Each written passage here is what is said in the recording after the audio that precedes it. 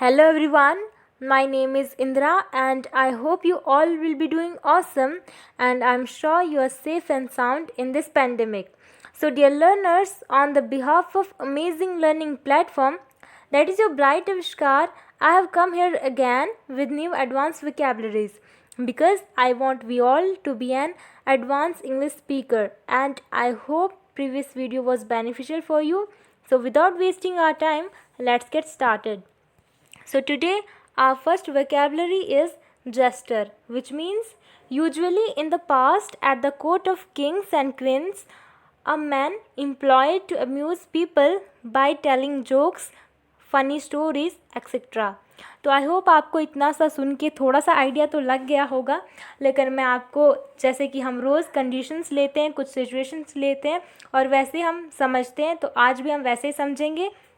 तो जेस्टर क्या होता है, आपने देखा होगा मूवीज़ में, जो कि हमारी हिस्टोरिकल मूवीज़ होती है, या ऐसे भी आपने सुना होगा कि पहले ज़माने में जो राजा होते थे, रानियाँ होती थी, उनके जो दरबार होता था, तो वहाँ पे स्पेशली एक पर्सन को जो है वो मीन्स कि एक तरह से वो उसकी जॉब होती थी, उसे जो है अलॉट किया जाता था कि उसने क्या करना है कि जितने भी दरबार में प्रेजेंट लोग होते थे या जो राजा रानी होती थी, तो उनको मीन्स कि जोक्स क्रैक करने, उनको हंसाना उसका काम ही होता था. उस पार्टिकुलर पर्सन का, उसकी जॉब ही होती थी कि उसे जो है उनको हंसाना है.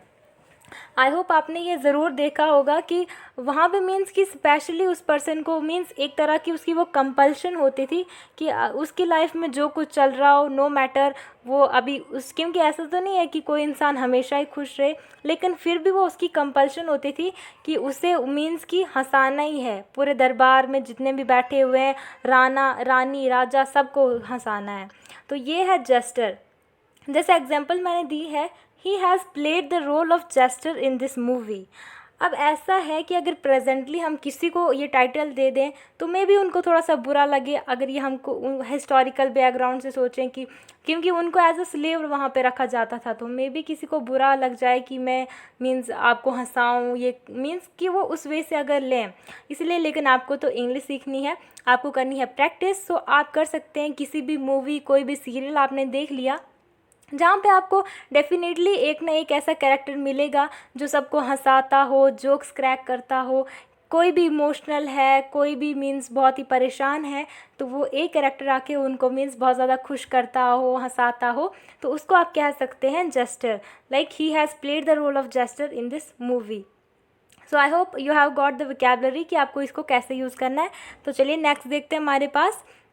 तो नेक्स्ट है हमारे पास fleeting, which means lasting for very short period of time, or we can say doesn't last as long as you'd like.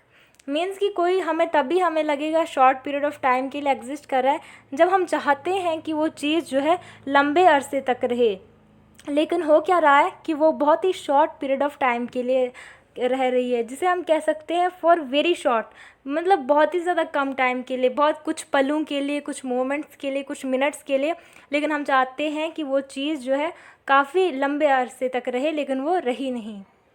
जैसे एग्जाम्पल है, I just had a fleeting glimpse of that person. अब glimpse का तो ऐसे मतलब होता है एक झलक, तो झलक भी मिली, लेकिन for very short period of time, मुझे उस पर्सन की एक झलक देखने को मिली, but for very short period of time.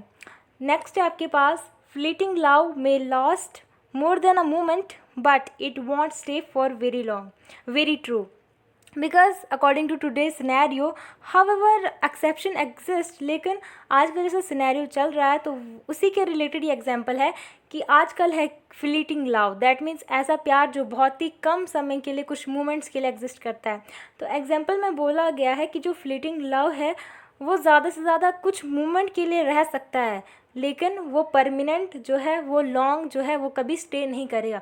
Because what we want कि जो लव है वो परमानेंट हमारे साथ स्टे करे रहे, लेकिन आजकल का लव जो है फ्लीटिंग लव है, वो जो है कुछ मोमेंट के, ऐसा तो नहीं है कि कुछ चलो थोड़ा सा मीन्स कुछ मोमेंट के लिए नहीं, उससे ज़्यादा रहेगा, लेकिन ऐसा बिल्कुल है ही नहीं कि वो पूरा लाइफ टाइम रहेगा आपके साथ, या वेरी रॉन्ग मीन्स कि बहुत ही लंबे समय तक रहेगा। So fleeting love may last more than a moment but it won't stay for very long, very long के लिए नहीं, कुछ मोमेंट की तक रह सकता है, उसके बाद रह सकता है, but not for very long. I hope इस एग्जाम्पल की आपको समझ आ गई है, थोड़ी सी कॉम्प्लिकेटेड थी बट आई होप आपको समझ आ गया हो।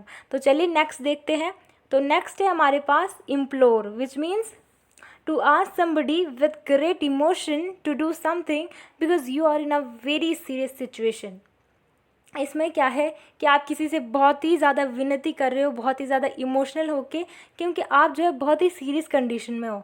तो इसकी जगह पे आप रिक्वेस्ट भी यूज़ कर सकते थे, क्योंकि विनती को तो हम एज अ रिक्वेस्ट भी हम कह सकते हैं कि आप किसी को रिक्वेस्ट कर रहे हो, लेकिन पॉइंट ऑफ डिफरेंस ये है कि जो विनती है, जो ये इम्प्लोर है, इसमें आप बहुत ही ज़्यादा गिड़गिड़ा रहे हो किसी के सामने, मीन्स आपकी सिचुएशन इतनी ज़्यादा सीरियस है कि आप उसके मीन्स पैर पड़ रहे हो, उसके आगे गिड़गिड़ा रहे हो, बहुत ही ज़्यादा विनती कर रहे हो उसके साथ।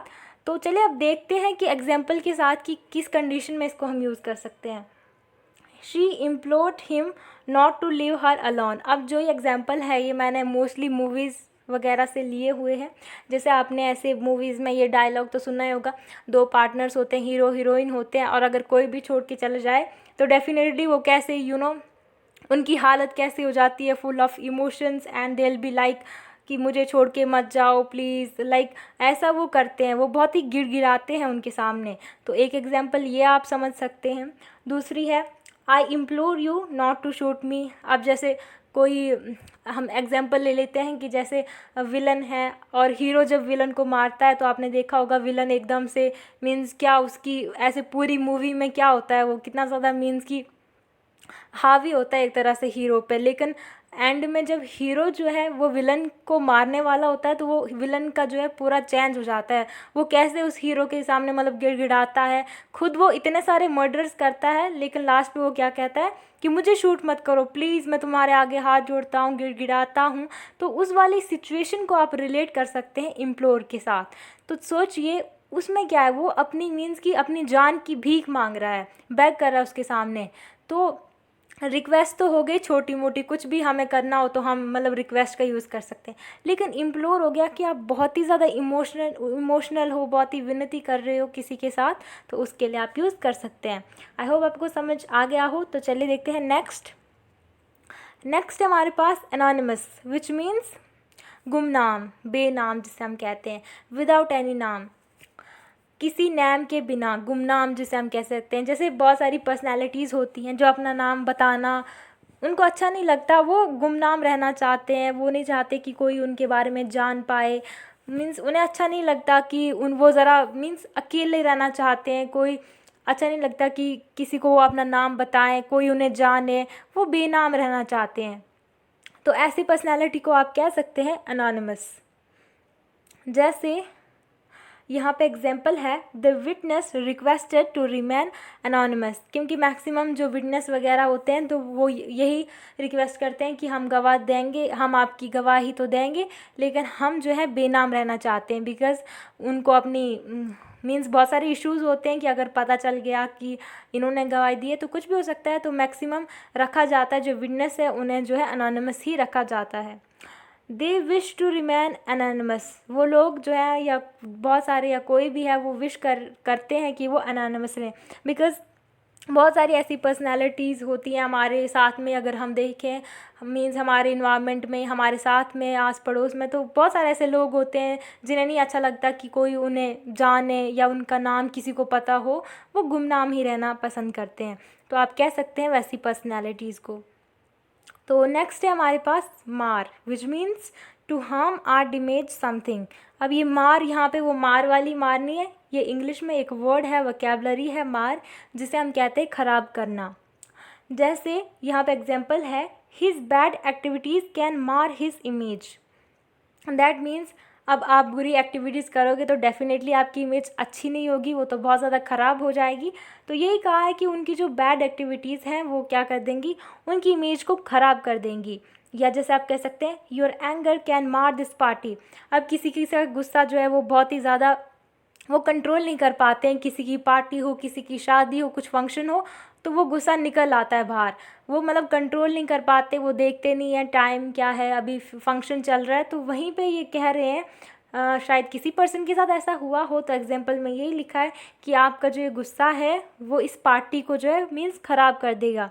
या आप इसको इस सेंस में भी यूज़ कर सकते हैं, जैसे कोई फिज़िकली किसी चीज़ को ख़राब कर रहा है, जैसे केक है बहुत सारा और किसी ने मीन्स कि उसको ख़राब कर दिया, या कोई डिश आपने बनाई थी, या कोई ड्रेस है, तो कुछ भी आप जो ख़राब कर रहे हो दैट मीन्स आप मार कर रहे हो, दैट मीन्स आप उस चीज़ को ख़राब कर रहे हो। तो आई होप आपको ये वोकैबुलरी भी समझ आ गई हो। तो thank you very much for watching the video. आज के लिए हमारे पास यही 5 वोकैबुलरीज थी। नेक्स्ट हम और 5 वोकैबुलरीज लेके आएंगे आपके लिए। So thank you very much once again, and do like, share and subscribe the channel.